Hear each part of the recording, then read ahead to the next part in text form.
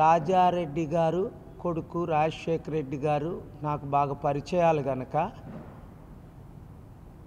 వాళ్ళ ఆత్మతో నేను కమ్యూనికేట్ చేయడానికి ప్రయత్నించాను. అంటే రాజారెడ్డి గారు రాజశేఖర రెడ్డి గారు ఈరోజు బ్రతికుంటే షర్మిలాని ఏ విధంగా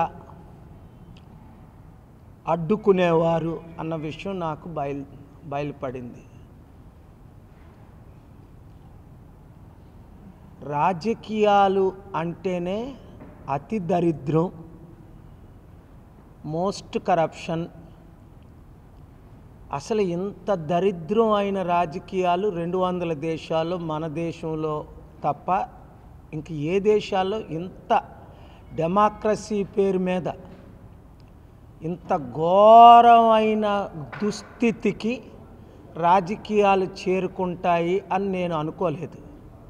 నిన్నటి రోజున రాజారెడ్డి గారు రాజశేఖర రెడ్డి గారు ఆత్మ తీవ్రంగా ఘోషిస్తుంది.